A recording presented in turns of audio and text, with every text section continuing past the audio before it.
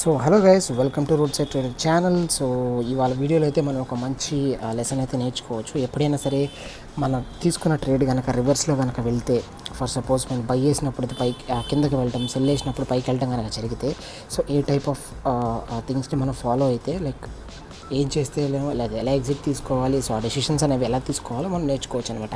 So అలానే ఇవాళ మనం యాక్చువల్లీ వేదాంత లిమిటెడ్ మీద ఒక న్యూస్ అయితే ఉంది. సో ఇవాళ చూస్తే మార్నింగ్ మనకి మార్కెట్ అనేది కొంచెం గ్యాప్అప్లో ఓపెన్ అయ్యి అక్కడి నుంచి అయితే కొంచెం ఫాల్ అయితే జరిగింది. సో ఆ తర్వాత మళ్ళీ అది పికప్ చేసుకొని అయితే పైకి వెళ్ళి మళ్ళీ అక్కడి నుంచి అయితే ఫాల్ అయ్యి మళ్ళీ పైకి వెళ్తా అట్లా మార్నింగ్ నుంచి ఒక జిగ్జాగ్ నోషన్ అయితే అది మెన్షన్ చేస్తుంది.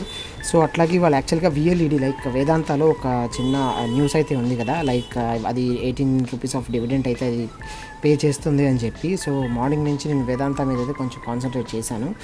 సో చూస్తే కనుక 300 దగ్గర అది బై చేద్దామని ట్రై చేశాను. 2 టైమ్స్ అక్కడికి వచ్చినా సరే అది I was not able to catch. So అందుకని నేను ఇంకా వెయిట్ చేసి ఒక హై దగ్గరికి వెళ్ళిన తర్వాత అయితే అక్కడ సెల్ చేద్దామని ట్రై చేశాను. సో అదేవిధంగా చూస్తే నేను చూసారు కదా మార్నింగ్ నుంచి వేదాంత మీద ఎంత పెద్ద యాక్షన్ జరుగుతుంది. సో 304.5 దగ్గర అయితే నేను సెల్ చేయడం జరిగింది. సో ప్రస్తుతానికైతే అది ఒక 30 పైసా 40 పైసా అనేది అటు ఇటుగా ఉంది. సో లెట్స్ సే ఒక చిన్న ఫాల్ వచ్చినా సరే మనం ఒక మంచి అమౌంట్ అయితే 400 క్వాంటిటీస్. సో దాదాపు లాస్ట్ 1 ఇయర్లో ఫస్ట్ టైం వేస్తున్నాను 400 క్వాంటిటీస్. చూద్దాం. సో కంపేర్ చేస్తే నిన్నటితో ఇవాళతో స్టాక్స్లో మూమెంట్ అనేది చాలా అంటే చాలా స్లోగా ఉంది. సో దాన్ని కన్సిడర్ చేసుకొని చూద్దాం. ఇవాళ ప్రాఫిట్ అయితే తక్కువే రావచ్చు, ఎందుకంటే మూమెంట్ అస్సలు లేదు మార్కెట్లో. సో ఎప్పుడైనా సరే ఇంట్రాడే ట్రేడర్స్కి ఎలా ఉండాలంటే మార్కెట్ అనేది వాలటైల్గా కొంచెం పైకి కిందకి మూవ్ అయ్యేటట్టు ఉంటే కొంచెం బెటర్గా మనకు ఉంటుంది. So hi guys, present time వచ్చేసి దాదాపుగా 1:50 అలా అవుతుంది. సో ప్రజెంట్ అయితే చూసుకుంటే మాత్రం ఇవాళ కూడా మనం అనుకున్న స్ట్రాటజీ అయితే వర్క్ అవ్వలేదు. సో మార్నింగ్ యాక్చువల్లీ ఏమైందంటే మనకి ఇవాళ విఎల్ఈడిలో మంచి న్యూస్ ఉంది, పైకి వెళ్తుందని చెప్పి మనం ఒక 300 దగ్గర అయితే బై ఆర్డర్ పెట్టుకున్నాం. అదైతే ఎగ్జిక్యూట్ అవ్వలేదు. సో ఆ తర్వాత అది కిందకి ఎంతకి రాకపోవడంతో ఒక 2-3 క్యాండిల్స్ అయితే అది మంచి స్ట్రాంగ్ క్యాండిల్స్ పడేసరికి అక్కడి నుంచి రివర్స్ అవుతుందేమో అని చెప్పి మనం అయితే సెల్ అయితే వేసాము. బట్ అది రివర్స్ అవ్వకపోగా ఆపోజిట్ డైరెక్షన్లో అయితే చాలా పైకి వెళ్ళింది. పైగా మనం ఇవాళ ఫస్ట్ టైం 400 క్వాంటిటీస్ అయితే వేసాం కదా. సో దానికైతే ఒక మంచి గట్టి దెబ్బే పడింది. ఎందుకంటే దాదాపుగా అది 9.5 అంటే లిటరలీ 5 పాయింట్స్ మూవ్ అయింది. 5 పాయింట్ అంటే దాదాపు 2,000 రూపాయలు లాస్. సో తర్వాత అయితే అది కొంచెం కిందకు వచ్చింది, ఇంకా వస్తుంది, ఇంకా పడుతుంది. నాకు తెలిసినంత బట్టికి ఒక 2-3 పాయింట్స్, ఒక 1 పాయింట్ పడినా సరే నేను ఎగ్జిట్ అయిపోతాను. ఎందుకంటే ఇవాళ చెప్తున్నాను కదా అనుకున్న స్ట్రాటజీ వర్కౌట్ అవ్వలేదు. సో ఇది ఎప్పుడు నాకు జరిగేది, ఎందుకంటే ఎప్పుడైనా సరే నేను హయ్యర్ క్వాంటిటీస్ వేసానంటే ఫర్ ద ఫస్ట్ టైం డెఫినెట్గా అక్కడ నేను ఫెయిల్ అవుతాను ఆ రోజు. సో ఇవాళ యాక్చువల్గా మనం చేసిన తప్పు ఏంటంటే ఇవాళ స్టాక్ గురించి మనకి పాజిటివ్ న్యూస్ ఉన్నా సరే మనం పాజిటివ్గా తీసుకోకుండా దాన్ని రివర్స్లో అయితే వెళ్ళటం జరిగింది. సో అందుకే మనకి వాళ్ళు యాక్చువల్గా లాస్. సో చూద్దాం. So end of the day మనకి ఇంకా 1.5 అవర్ టైం అయితే ఉంది. So let's see. కొంచెం కిందకి పడకపోయినా ఇక్కడైతే నేను ఎగ్జిట్ అయిపోవడానికి రెడీగా ఉన్నాను, ఎందుకంటే 400 క్వాంటిటీస్. ప్రెసెంట్ టైం వచ్చేసి అరౌండ్ 2:30 అలా అవుతుందండి. సో నేనైతే స్టాక్ నుంచి అయితే ఎగ్జిట్ అయిపోయాను విత్ 720 రూపీస్ ఆఫ్ లాస్. ఎందుకంటే నేను ఆల్రెడీ చెప్పాను కదా నేను 400 క్వాంటిటీస్ తీసుకున్నాను ఇవాళ. సో అందుకే ఒక్క పాయింట్ మూవ్ అయినా సరే నాకు 400 రూపాయలు మూవ్ అయినంత ఫీల్ అనమాట వస్తుంది. అండ్ మనం ఇక్కడ చూసుకుంటే కనుక మార్కెట్ మార్నింగ్ నుంచి చాలా హైక్ అయితే వెళ్ళింది, అక్కడి నుంచి అయితే మళ్ళీ వచ్చింది దాదాపు 9.5 అంటే 5 పాయింట్స్. 2,000 రూపీస్ లాస్ నుంచి నేనైతే 720 వరకు అయితే వచ్చాను. సో అది ఇంకా కిందకి పడవచ్చు, బట్ చూద్దాం.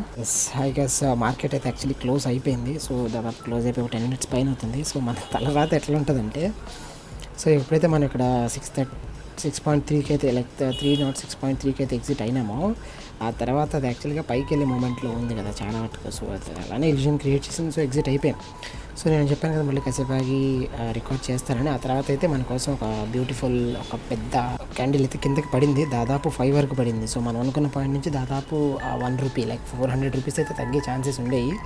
బట్ కానీ మనకు తెలియదు కదా అది పడుతుందని. సో మనం అయితే యాక్చువల్గా ఫాల్ మూమెంట్లోనే ఉంది కదా, నువ్వు కాసేపు వెయిట్ చేసి ఉంటే అయ్యేదేమో అని.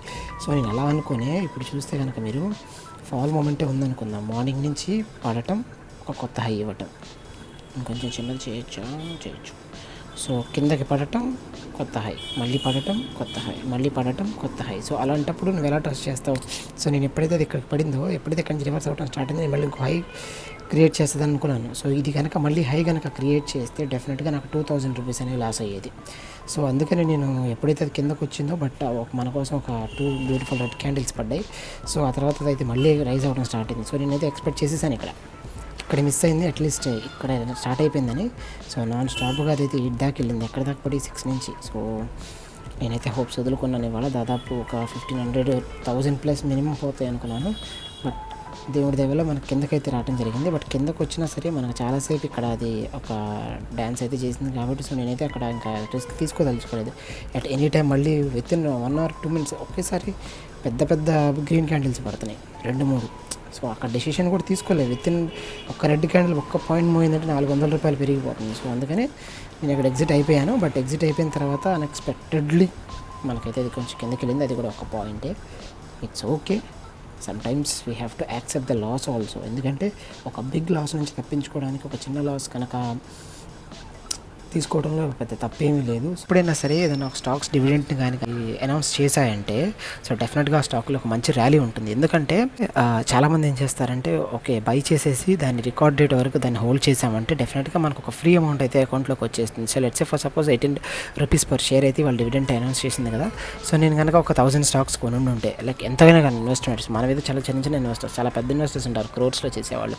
సో వాళ్ళు ఏం చేస్తారంటే ఒక 1000 స్టాక్స్ కనుక పెట్టుకుంటే easily by 9th of September they will get 18,000 rupees అనమాట. సో అట్లాగే బై దట్ టైం స్టాక్లో కొంచెం మూమెంట్ కూడా ఉంటుంది. ఎలా డివిడెంట్ ఇస్తున్నారు కాబట్టి స్టాక్ కొనాలి అని చెప్పి చాలామంది యాక్చువల్గా ఏం చేస్తారంటే స్టాక్ని కూడా కొంటారు. ఆ విధంగా ప్రైస్ కూడా పైకి వెళ్ళే ఛాన్సెస్ ఉన్నాయి.